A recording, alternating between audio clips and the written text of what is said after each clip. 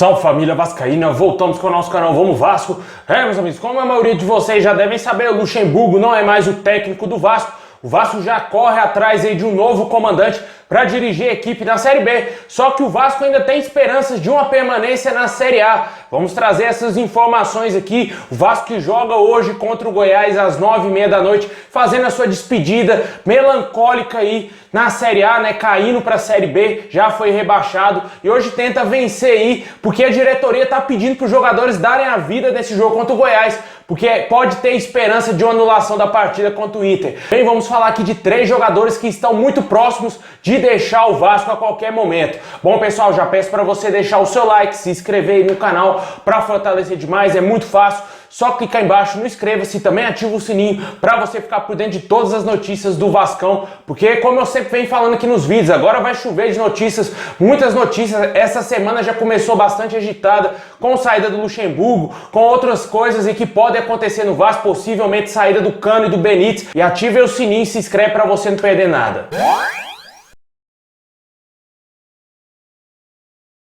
Pessoal, o Vasco vai enfrentar o Goiás hoje às 9h30 da noite, com a transmissão aí do Sport TV 2 e do Premier Clubes. O Vasco fará sua última partida no Campeonato Brasileiro, rebaixado já para a segunda divisão. O Vasco tenta vencer o Goiás com esperanças de uma possível anulação do jogo aí do Internacional contra o nosso clube, né? Que teve aquele gol impedido, que foi claramente impedido, né? O Vasco já pegou as imagens, já analisou e viu que realmente o jogador do Internacional, Rodrigo Dourado, que fez o gol, estava completamente impedido. E o gol não foi anulado na hora devido lá o descalibramento do VAR, né, pessoal? Infelizmente, essas coisas só acontecem em jogos do Vasco, né? E o Vasco foi muito prejudicado. Aquele gol balançou demais o psicológico do Vasco, apesar de eu achar que o time é uma merda, né? O time é uma bosta, mas o time não conseguiu jogar bem e acabou perdendo até mesmo um pênalti na partida e, consequentemente, foi derrotado naquele jogo por 2-0 aí para o Internacional. Fato é que o Vasco contesta bastante essas imagens que foram enviadas para o clube, que o STJD já analisou, o Internacional também já analisou e o Vasco espera aí um desfecho positivo para que haja a anulação desse jogo. A ordem que vem da diretoria do Vasco é que os jogadores se empenhem ao máximo no jogo de hoje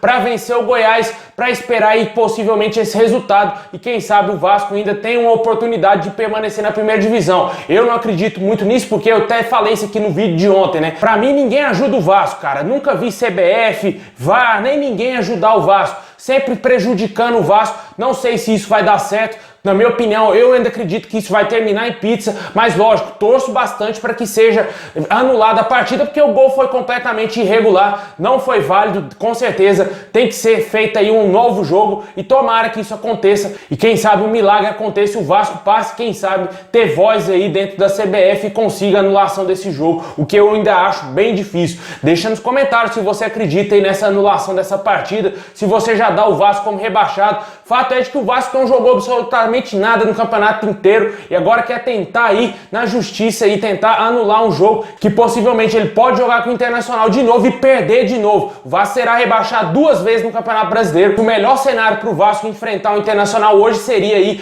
com o Flamengo sendo campeão, com o Internacional sem chance nenhuma de ser campeão brasileiro e enfrentando o Vasco numa nova data e o Vasco tentando de tudo aí vencer o Internacional e lógico, tem que torcer aí pro tropeço dos adversários que estão à frente do Vasco, Fortaleza, também o Bahia e o Sport, que são times que têm chances ainda de serem rebaixados. Caso essa partida aí do Vasco com o Internacional seja anulada, o Vasco vença tanto o Inter e tanto o Goiás hoje. Deixa aí nos comentários se realmente você acredita nisso.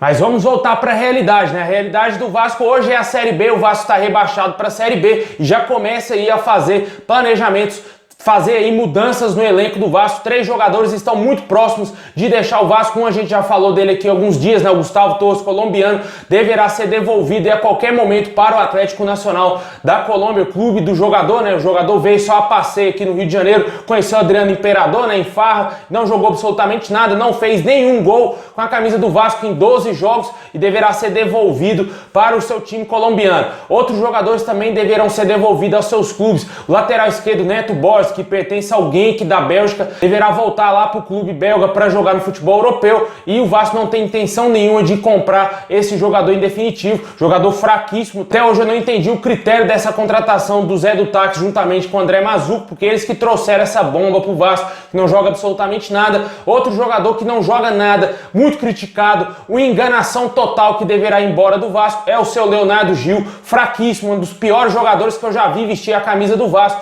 Muito fraco. Na minha opinião, esse cara, mano, é um dos piores jogadores argentinos da história, velho. Nunca vi um jogador argentino tão ruim quanto esse. Ele é aquele argentino meio a meio, né? Metade chileno, metade argentino, mas, pô, velho, esse cara é muito fraco, velho. Não joga absolutamente nada. Até a confirmação aí da saída desses jogadores após a partida contra o Goiás, que possivelmente algum deles pode ser utilizado ainda no decorrer do jogo, ou até mesmo sair como titular, como é o caso do Leonardo Gil, que vinha sendo titular aí nos últimos jogos do Vasco. Deixa aí nos comentários se você concorda com a saída desses 3 jogadores.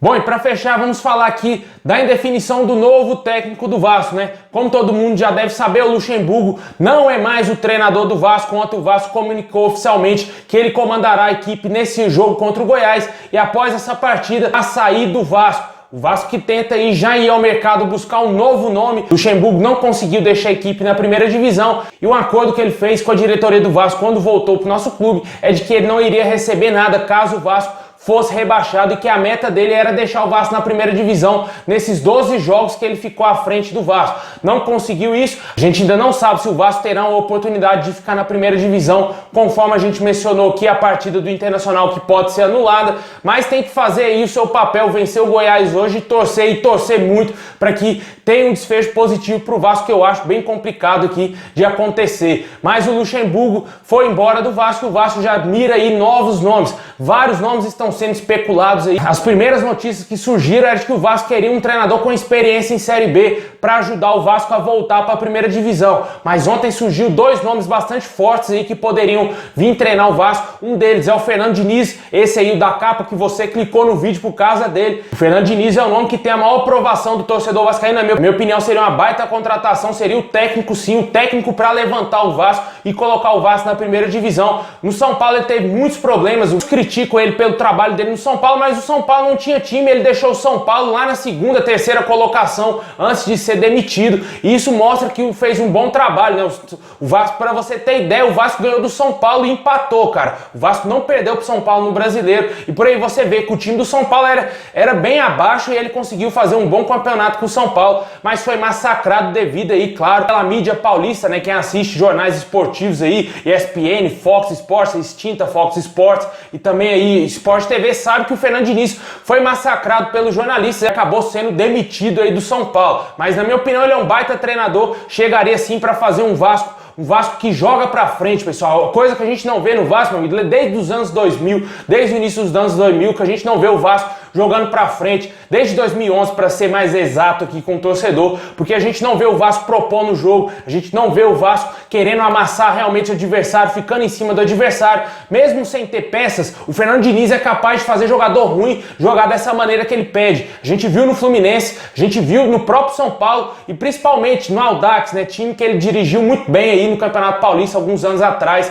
um time que consegue pressionar o adversário, empurrar o adversário para trás e tentar fazer um time mais avançado. Isso me agrada bastante. O Fernando Diniz, na minha opinião, é o nome para ser o técnico do Vasco. Fato é que o Vasco deverá esbarrar aí nos problemas financeiros que o nosso clube vive, e obviamente o Fernando Diniz é um técnico bastante visado e não deverá ter um salário muito baixo, né?